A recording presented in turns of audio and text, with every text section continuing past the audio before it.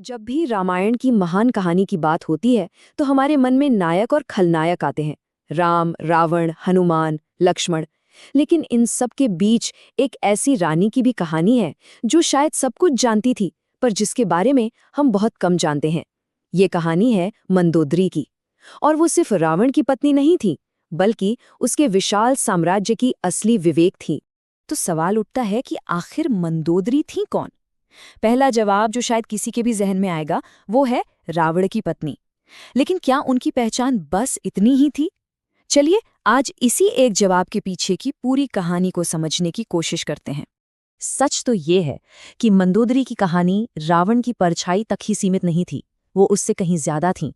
उनकी कहानी बुद्धि की है, दूरदर्शिता की है, और एक ऐसे गहरे आंतरिक संघर्ष की है जो शायद हर उस इंसान को महसूस होता है जो सच और शक्ति के बीच खड़ा होता है।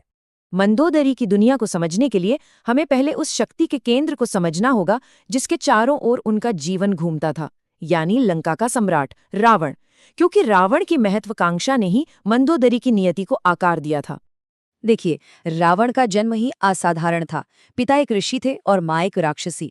उसने इतनी कठोर तपस्या की कि देवताओं को भी प्रसन्न होना पड़ा, और फिर उसे भगवान ब्रह्मा और शिव से ऐसी शक्तियां मिली जिसने उसे लगभग अजेय बना दिया। और तो और उसके नाना सुमाली ने उसकी महत्वाकांक्षा की आग को और हवा दी, उसे उकसाया कि वो राक्षसों का खोया हुआ गौरव वापस हासिल करे। अपनी इसी ताकत के बल पर रावण ने चुनौती दी अपने ही सौतेले भाई कुबेर को, जो धन के देवता थे। उसने न सिर्फ कुबेर को हराया, बल्कि सोने से बनी उनकी भव्य नगरी लंका को भी छीन लिया। और इस तरह रावण ने खुद को एक शक्तिशाली सम्राट के रूप में स्थापित कर लिया। और इसी जीत के साथ रावण के हाथ लगा कुबेर का दिव्य पुष्पक विमान। अब ये सिर्फ कोई उड़ने वाला रथ नहीं था, नहीं, ये तो उसकी असीम शक्ति, उसकी शान का प्रतीक था। इसी पर बैठकर वो पूरी दुनिया पर अपनी नजर रख सकता था। तो अब रावण लंका का सम्राट था, ताकतवर, अजेय। लेकिन एक दिन जब वो अपने पुष्पक विमान में आसमान में घूम रहा था, तो उसकी नजर जमीन पर एक ऐसे दृश्य पर पड़ी जिसने उसके जीवन की दिशा हमेशा के लिए बदल दी। उस दिन हुआ ये कि रावण ने आकाश से नीचे एक शांत जंगल में एक तेजस्वी पुरुष को देखा, और उनके साथ खड़ी थी एक बेहद खूबसूरत युवती। उस युवती की आभा इतनी दिव्य थी, इतनी अलग थी कि रावण का ध्यान फौरन उस पर टिक गया। जब रावण नीचे उतरा तो उसने उस पुरुष को पहचान लिया। वो कोई और नहीं बल्कि खुद मय दानव थे, असुरों के महान आर्किटेक्ट। देवता हो या असुर, सब जानते थे कि अगर कोई अद्भुत और शानदार निर्माण कर सकता है तो वो सिर्फ और सिर्फ मय दानव ही थे। और वो युवती जो मय दानव के साथ थी, वो थी उनकी बेटी मंदोदरी। मंदोदरी को अपनी माँ, जो एक दिव्य अप्सरा थी, उनसे अद्भुत सौंदर्य मिला था, और अपने पिता से उन्हें विरासत में मिली थी गहरी बुद्धि और समझ। अब रावण, जो हमेशा अपनी हर इच्छा को तुरंत पूरा करने का आदी था, वो मंदोदरी की सुंदरता और उनके तेज से इतना मंत्रमुग्ध हो गया कि उसने उसी पल बिना सोचे समझे मया दानव से उनकी बेटी का हाथ मांग लिया। ये एक बहुत बड़ा फैसले का पल था। मैं दानव रावण की शक्ति को तो जानते थे, लेकिन वो उसके अहंकार और उसकी महत्वाकांक्षा से भी अच्छी तरह वाकिफ थे। वहीं मंदोदरी ने रावण में कुछ और देखा। उन्होंने एक ऐसे इंसान को देखा जिसमें महान बनने की भी क्षमता थी और सब कुछ तबाह कर देने की भी। शायद उन्हें लगा कि उनकी बुद्धिमत्ता इस बेलगाम शक्ति को सही दिशा दे सकती है। मंदोदरी की सहमति के बाद मय दानव ने ये विवाह स्वीकार कर लिया, और इस तरह मंदोदरी लंका की महारानी बनी।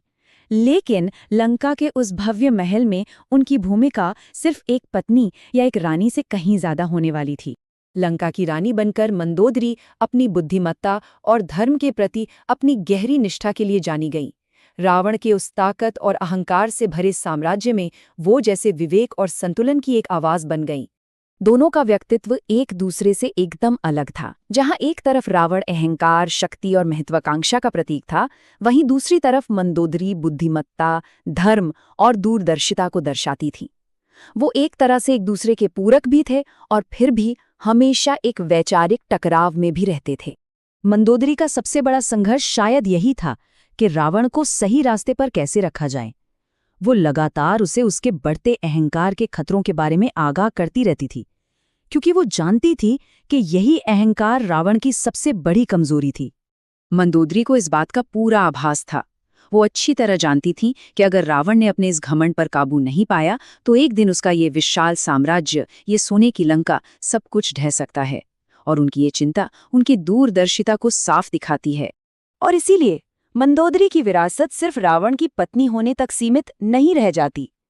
वो उस बुद्धि और दूरदर्शिता का प्रतीक है जो अक्सर सत्ता के अहंकार और शोर में खो जाती है। उनकी कहानी हमें ये याद दिलाती है कि सच्ची ताकत विनाश में नहीं बल्कि विवेकपूर्ण मार्गदर्शन में होती है। और अंत में मंदोदरी की ये कहानी हमें एक बहुत गहरे सवाल के साथ छोड़ जाती है। क्या बुद्धिमत्ता, चाहे वो कितनी भी गहरी क्यों ना हो, क्या वो हमेशा बेलगाम शक्ति और अहंकार को सही रास्ते पर ला सकती है? ये एक ऐसा सवाल है जो शायद हर युग में उतना ही प्रासंगिक रहता है।